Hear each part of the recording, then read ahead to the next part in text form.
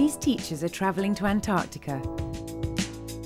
They've flown from Britain 12,000 miles away.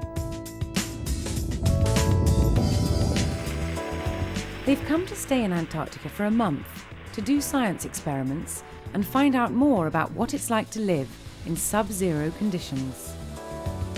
It's just pretty amazing. I mean, it's really calm. I think we've been very lucky to, come in such sort of calm weather, really clear skies. This programme is going to follow the teacher's journey to look at what Antarctica is like and find out what it takes for people to live in such a cold place. To get there, the teachers travel 12,000 miles over Spain, the Atlantic Ocean and then South America. Once they've landed in Antarctica, they then get another smaller plane into the mountains. The aeroplane has skis, so it can land on the snow. When you're in Antarctica, you can't really use cars in the same way because it's all snow and ice. So probably the most common way of getting around is using an aeroplane because it's such a large, a huge place, and it's so much easier to move in the sky than it is on the ground.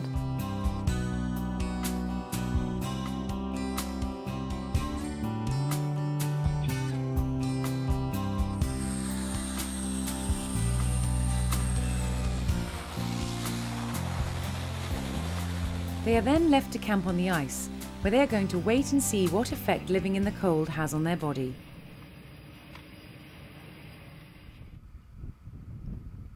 It's also very cold. It can get as cold as -80 degrees centigrade. In Britain, it only rarely gets any colder than -10. Certainly, I can start to feel my scraggly beard beginning to freeze up a bit. Nose is constantly running. Ugh. It's so cold that the sea freezes too. Sometimes this ice breaks off the main ice pack, making an iceberg. However, Antarctica does have seasons just like in Britain. In the summer, the days last for 24 hours. The sun never sets and there is no night time. It's hard to tell what time of day it is, really. It doesn't change very much. My impression is that this probably is relatively early morning because the sun just does a circuit all the way around you during the day.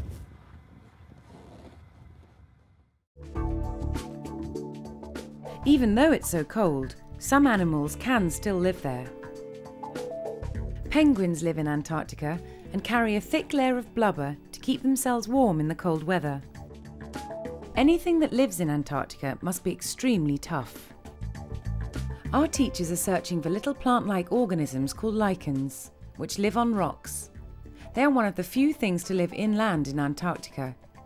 It's too cold for flowers or plants, like you find in warmer climates. Lichens are quite special because they look a little bit like plants, they look a little bit like moss on the rocks, but they're not plants at all. What they are is a fungi, which is like the mushrooms that you eat, they're fungi, and an algae, which is a very small, tiny plant, and they live together. Because they're living together, they enable each other to survive. So the fungi holds onto the rock and keeps it in place and also takes nutrients from outside. And the algae is able to turn the sunlight into food. So here we've got some of this Pholios, the red lichen, the rusty red one, and also a small amounts of the other types of lichen that we've got there. So there's two different species on that rock. Hopefully when we get back to the UK, we can get someone to have a proper look at it and just make sure they identify exactly what it is and just find out whether it's anything new.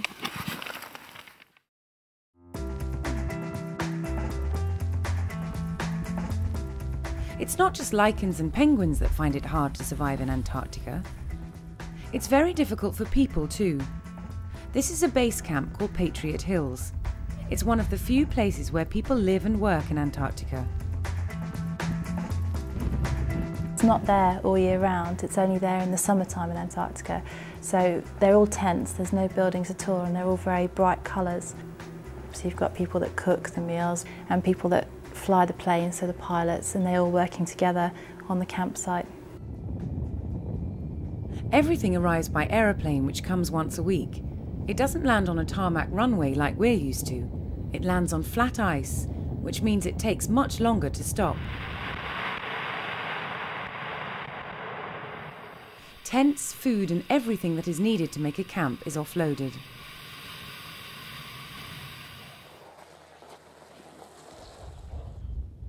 Putting up a tent isn't easy in the wind. People use ice stakes because normal tent pegs wouldn't stay in the ice. Because it's so icy, normal cars can't be used to get around. People use motorised bikes with skis on the bottom, called skidoos. Another way of getting around is to ski. The teachers are learning to ski so they can get around quicker. Skiing's a useful way to get around when you're in Antarctica. When you're on the snow, sometimes if you're just wearing shoes, you sink down into the snow and it's very difficult to take steps. But if you're on skis, you spread your weight out over a much bigger, wider area, so it means it's much easier to stay on top of the snow. It's really relaxing once you get into a rhythm of kind of push and slide for a little bit. Love it. Everything is permanently intact.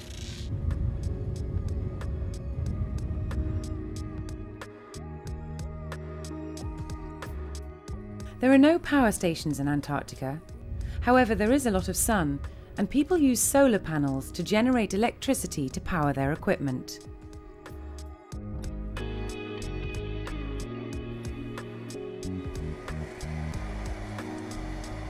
Because there are no shops, people bring all their own food.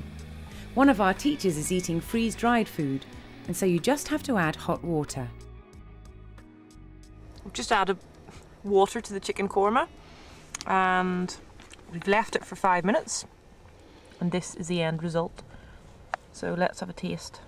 Let's take the hair out of it. Try not to spill it. Pretty good. It's really important to eat a lot when you're in Antarctica. It's hard because you have to keep eating as well when you don't really feel like it. And the reason is because it's so cold, you use so much energy just to try and keep warm that you need to take in food to give you that energy.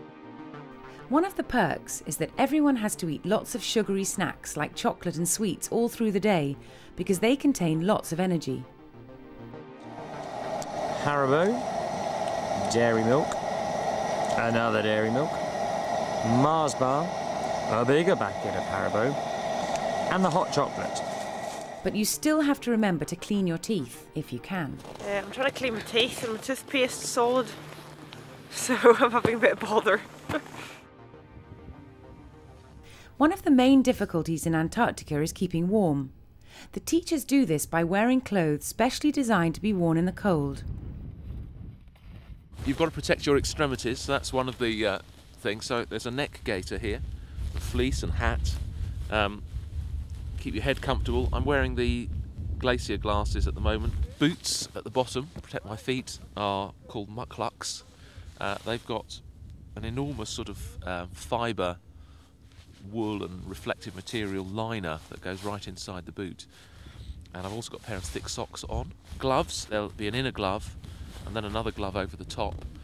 And indeed when it's really cold, I'll be wearing mittens over the top of that as well. Antarctica is not only the coldest place on Earth, it's also the windiest.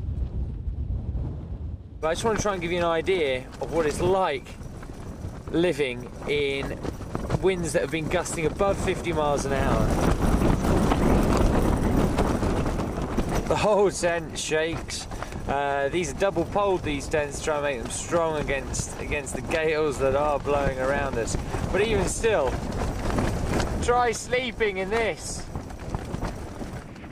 But the wind can be fun.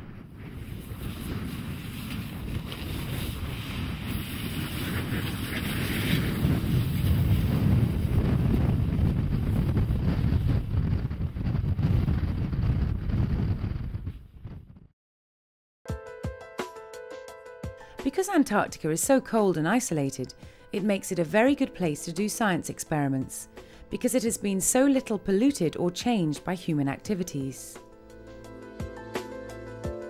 By measuring the melting of the ice, scientists can tell the effects of global warming.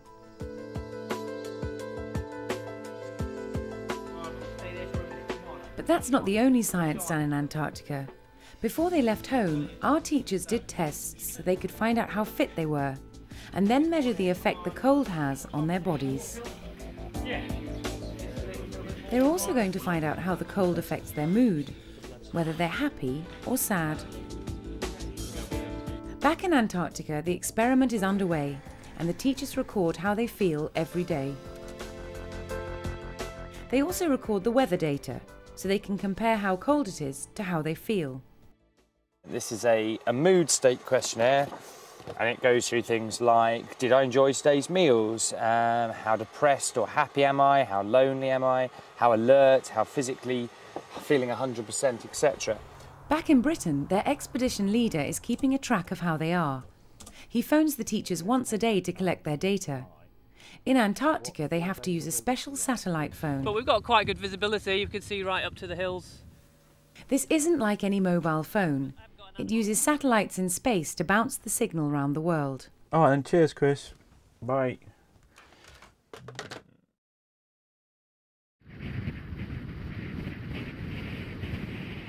After 1 week, the teachers are stuck in a storm. The weather is so cold and windy that they can't even go out of the tent. Pretty much throughout the night and all day today, we've had winds that have been gusting up to about 30 knots. It's meant lots of digging out of the tent, and it's meant an awful lot of noise and rattling of the tent through the night and through the day. The bad weather seems to make the teachers feel depressed. Can't have a wash. Everything smells. So it's just a bit... All this data will be useful for scientists to look at back in Britain.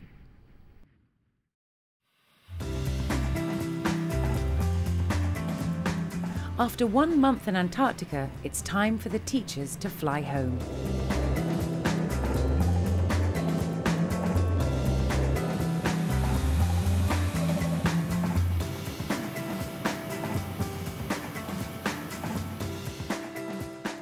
It's nice to see their friends and families, but their experiment hasn't finished yet. As soon as they arrive back in the UK, they do the physical tests again to see how much their bodies have changed during their trip to the cold.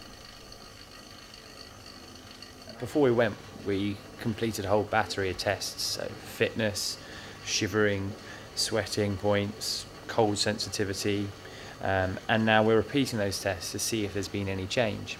Some people's thermal sensitivity has changed, and that means their ability to feel changes in cold or changes in heat. So my fingers are less sensitive than they were, whereas someone like Ruth is much more sensitive than she was. They've found that there's been an increase in weight, and that weight's been put on in fat around the stomach, which looks like the body just trying to beef itself up a bit against the cold.